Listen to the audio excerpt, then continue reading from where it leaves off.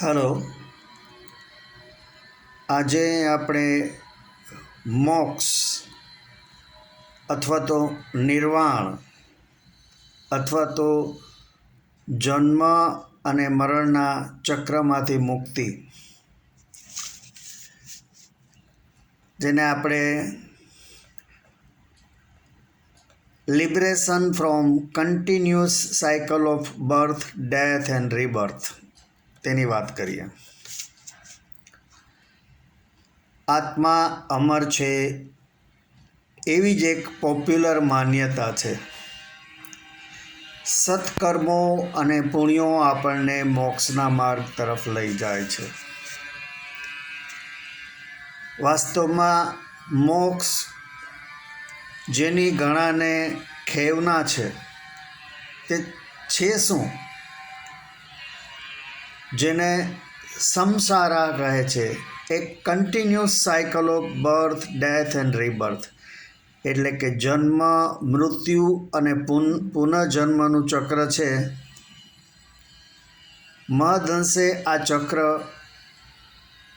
કર્મના સિદ્ધાંત પર ચાલે છે એવું મનાય છે, અને આ ચક્રમાંથી મુક્તિ એટલે મોક્ષ, મીન્સ લિબરેશન ફ્રોમ સંસારા.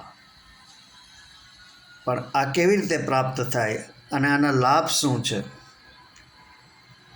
એ વાત બહુ સ્પષ્ટ છે કે માનવજાત ફાયદા વગરનું કોઈ કામ કરે નહીં. મોક્ષના અનેક ફાયદાઓમાં એક એ છે કે દુઃખમાંથી મુક્તિ, પણ સાથે સાથે સૂકા જોડે લીલું બળે તેમ સુખ પણ જતા રહે. બીજું, સંપૂર્ણ ભયમુક્ત વાતાવરણ મળે.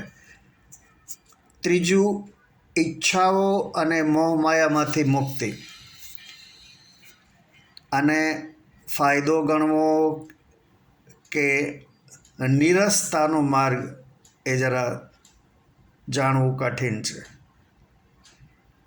It will create boredom. જો આપણી ઈચ્છાઓ અને મોહમાયામાંથી સાવ મુક્ત થઈ જાય તો ઇટ મે ક્રિએટ બોર્ડમ. પછી તો કોઈ રસ જ રહે નહીં. ચોથું, અજ્ઞાનતા અને ભ્રમ દૂર થાય છે. મોક્ષમાં અજ્ઞાનતા અને ભ્રમ દૂર થાય છે. વાસ્તવમાં કરોડો લોકો અજ્ઞાનતા અને ભ્રમમાં જીવનનો ભરપૂર આનંદ લે છે. જેના ઉદાહરણ રૂપ કહી શકાય કે ગંગામાં સ્નાન કરવાથી પાપ ધોવાઈ જાય છે.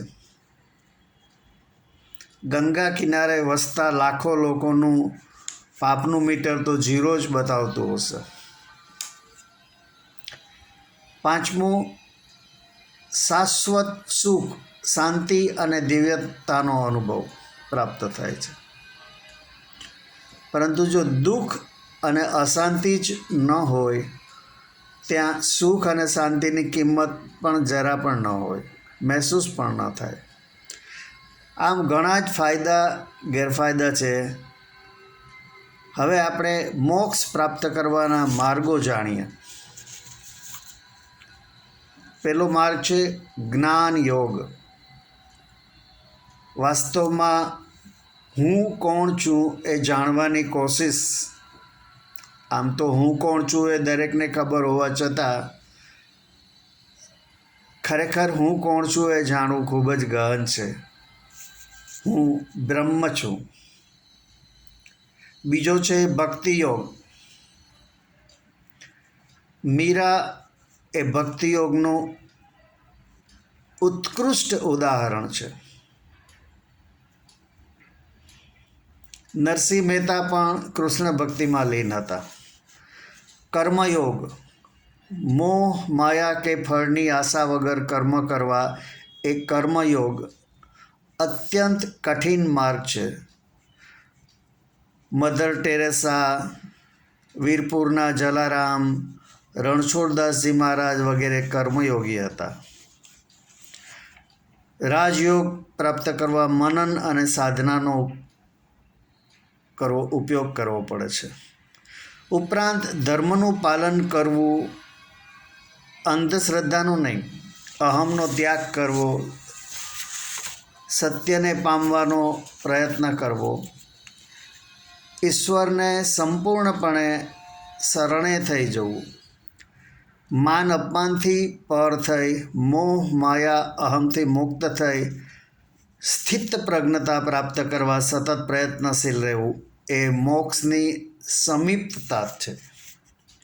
મોટે ભાગે મોક્ષથી આપણને ખૂબ દૂર રાખતું એક પરિબળ છે આપણા કર્મો, આપણું હુંપણું, આપણી વાસનાઓ.